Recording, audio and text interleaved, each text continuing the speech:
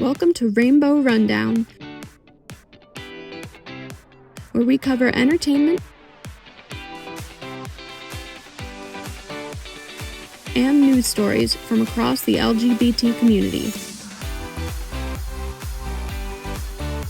Mondays here on the Left of Str8 Network. Enjoy the show. Welcome to the Left of Str8 Radio AI team and our weekly Rainbow Rundown. It's Monday, November 6th, 2023, and spooky season is over and the holidays are approaching. Here are the stories in news and entertainment that hit our hot button this week. First up, speaking of the holiday season, It's Beginning to Look a Lot Like Christmas news, Matt Rogers, the funny man, actor, and co-host of the amazing Las Culturistas podcast, has his debut album coming out this week. It is a satirical holiday LP called, Have You Heard of Christmas? The record features songs from his hysterical Showtime special, including Lube for the Sleigh and Sexy Martha May Hovier's Serenade, Hottest Female Up in Whoville, as well as new additions, like the generic Good Wishes bop Everything You Want, with artist Muna. This is pushing the PG-13 rating in spots, but worth the listen. You can stream this fantastic album on Spotify or Apple Music now, or you can take the advice of my buddy Artie and get it on vinyl for $25.98. On the Capitol Records label. Here's a look at Matt's title track, Have You Heard of Christmas? Have you heard of Christmas? Have you heard of Christmas? Day after day, we turn the channels and we try to tune it out. That sound of pain we cause to each other. At times it feels like we're fighting just to reach out and feel something. It's like we've forgotten that one thing we all have in common. Have you heard of Christmas? It's when children gather round. Have you heard of Christmas? We all know that Christmas sound. Christmas sounds like ooh. Christmas sounds like ooh. Have you heard of Christmas? Have you heard of Christmas?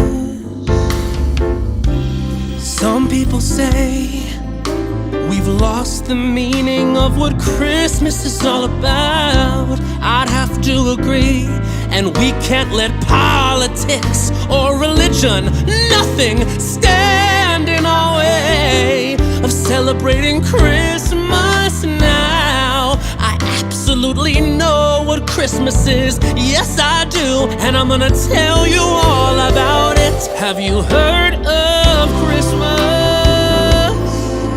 It's the day that Jesus died. Have you heard of Christmas? That's the night those 5 disciples cried. They cried together like, ooh. The dolls were crying, they were like, ooh, yeah. Have you heard of Christmas? Have you heard of Christmas? Santa and Jesus, they were best friends. They knew each other way back in college at Bethlehem. They knew each other like, ooh. They were like, ooh. Honestly, I have not been at church in a very long time.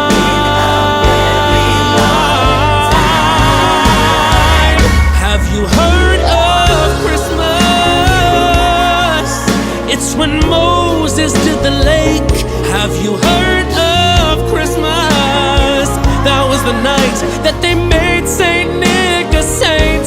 Have you heard of Christmas?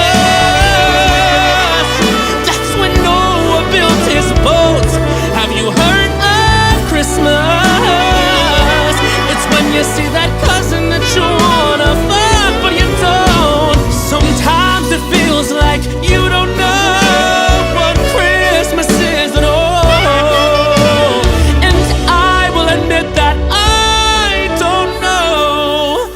what Christmas is at all. But I've heard of Christmas. We have all at least heard of Christmas. And suddenly it seems we all have something in common after all. Have you heard of Christmas? Ooh.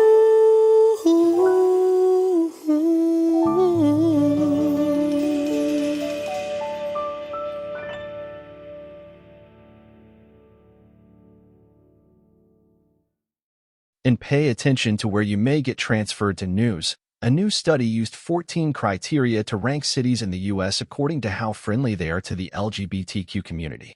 The study from Clever, the real estate data company, examined criteria including the LGBTQ population, gay bars and pride events, state and local laws, curricular standards.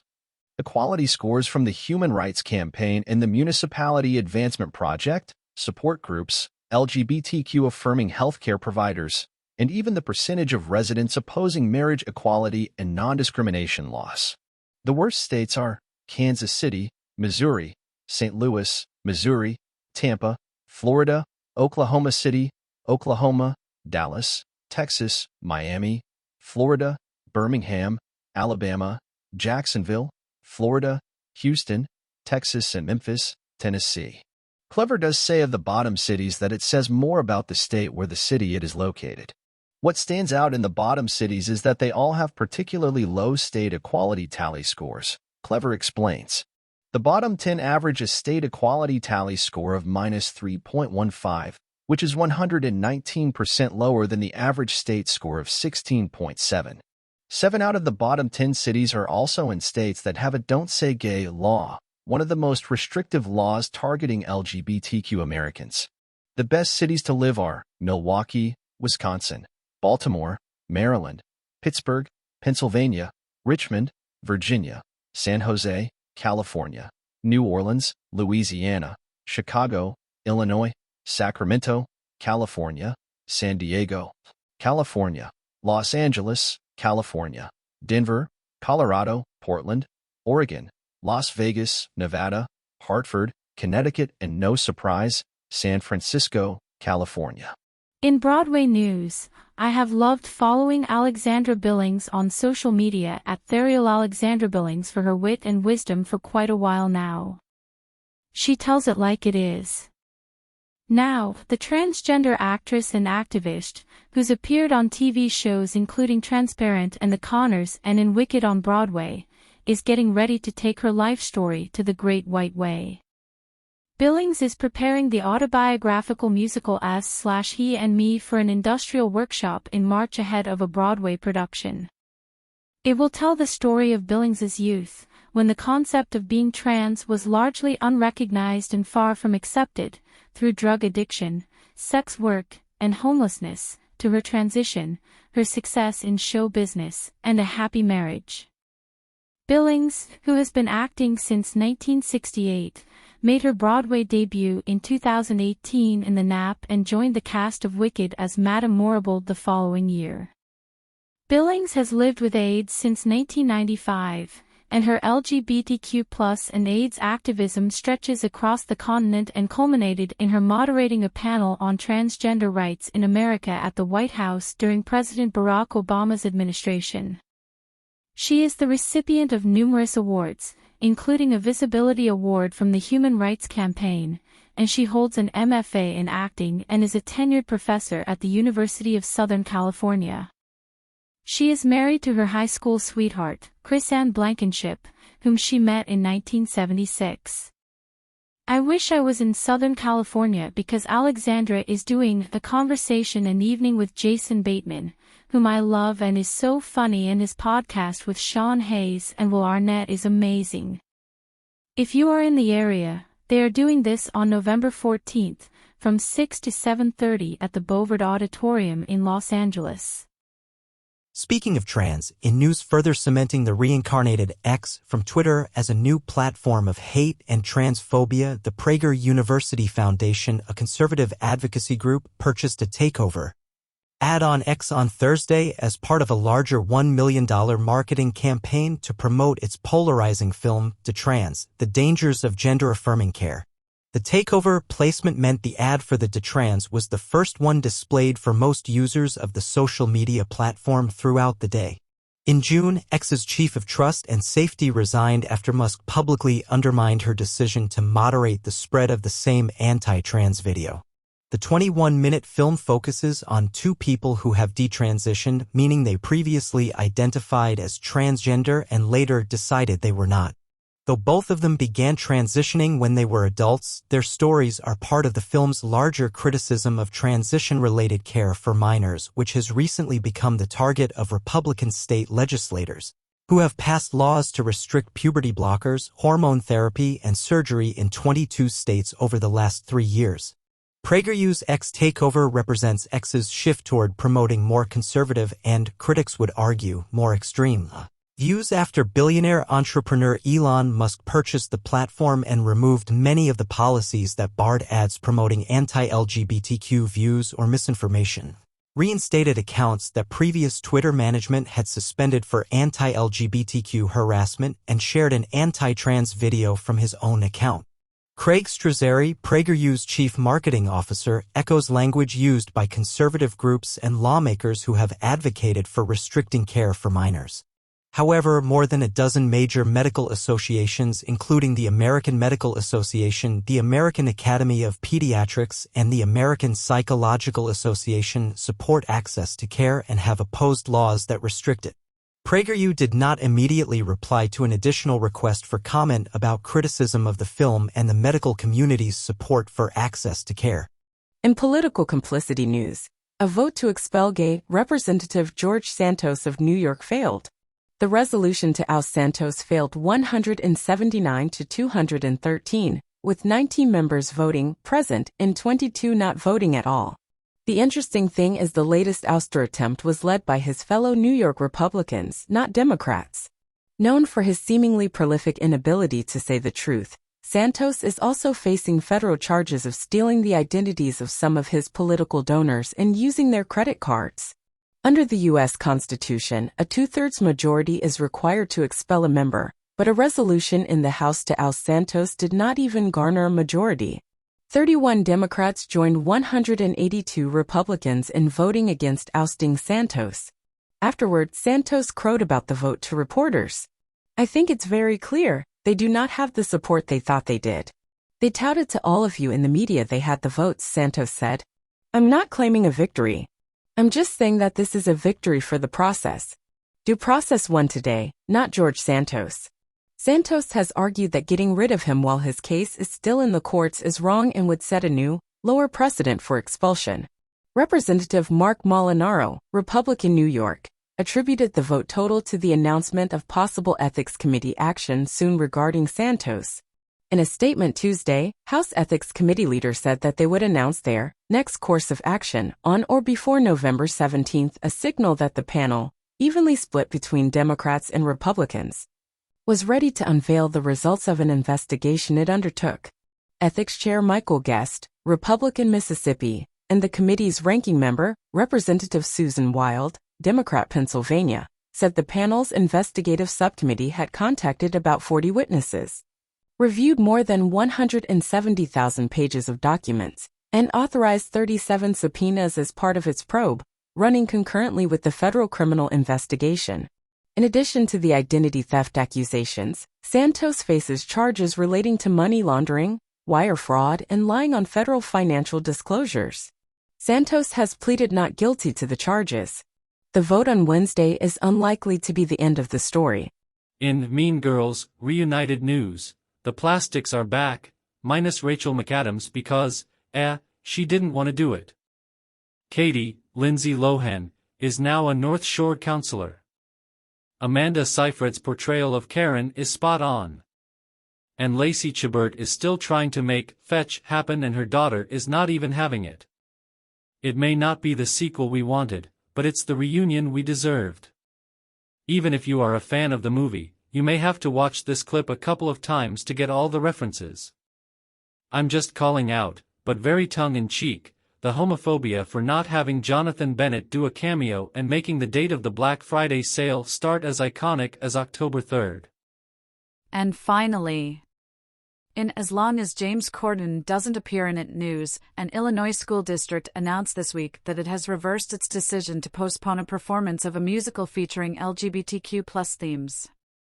On Thursday, District 300 Superintendent Susan Harkin said that Hampshire High School's production of the Prom will go ahead as planned this spring, following community backlash and an outpouring of support for students in response to the postponement, Chicago's WBBM reported. As the Los Angeles Blade reported, Harkin and District 300's Director of Equity, Diversity, and Inclusion, EDI, Adrian Harries met with Hampshire High School students on October 20th, informing them that the musical had been canceled due to concerns over student safety. School officials said they were concerned about violence targeting the students in the show, according to Hampshire High School alumni and Bradley University sophomore Maggie Little, who started a Change.org petition to get the district to reverse its decision.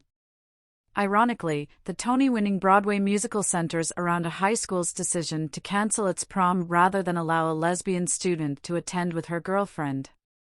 On Monday, Harkin's office released a statement clarifying that the April 2024 student performance of the prom had been postponed rather than cancelled, and that the district was reconsidering its decision, contingent upon developing and implementing a comprehensive safety plan to ensure the safety of all students and staff.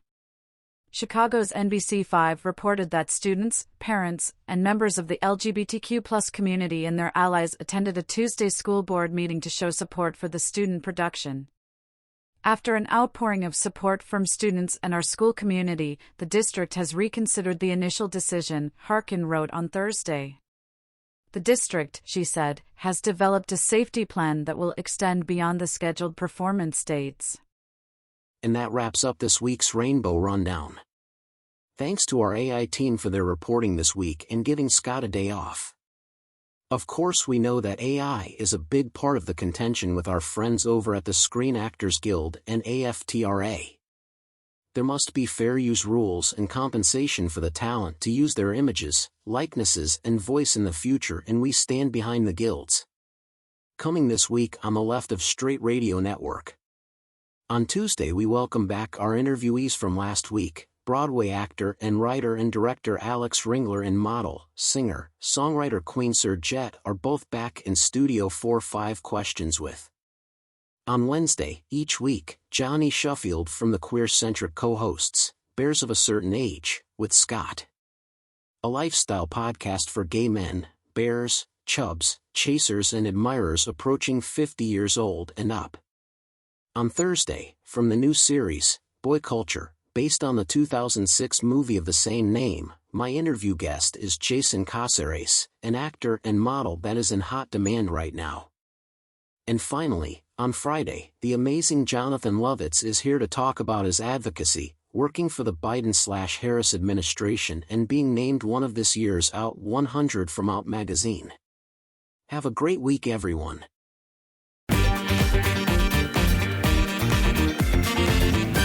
Thanks for listening to The Left of Str8 Show. Be sure to subscribe on your favorite podcast distributor, and please give us a 5-star rating so more listeners can find us. You can follow us on social media, and be sure to check out our website, www.leftofstraightradio.com, for contests and other news and information. See you next week.